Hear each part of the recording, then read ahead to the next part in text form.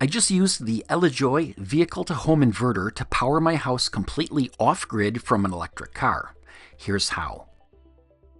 First, turn off the house main breaker to the grid, slide the interlock, and turn on the backup power breaker. Then plug in the generator cable into the bottom of the inverter and the other end into the backup power inlet.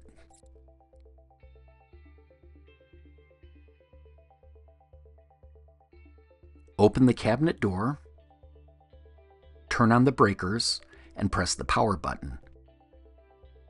You'll see the screen turn on. Then plug the cable into the electric car. Wait a moment, and the V2H starts powering the entire home.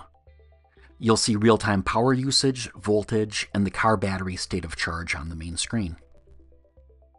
I tested the vehicle-to-home inverter running lights and all sorts of appliances in my home.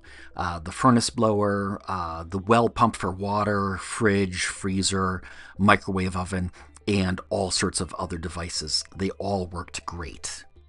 Okay, so how often during a blackout do you just do laundry because, you can? You can use the app to remotely show real-time power use. The app also lets you control the maximum discharge of the electric car battery and automatically disconnects at that point, so you cannot accidentally completely run down your car battery.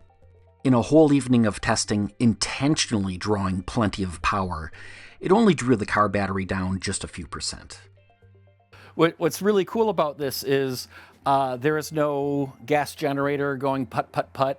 There is nothing to say that we are running on backup power at all. It's like the lights are on, things are working, and it's just kind of ho-hum. And like that's kind of the cool thing with electric cars too. It's like you just drive them, they just work.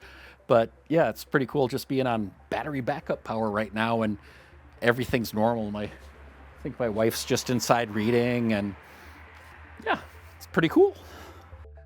I've definitely been having fun testing out the vehicle-to-home system.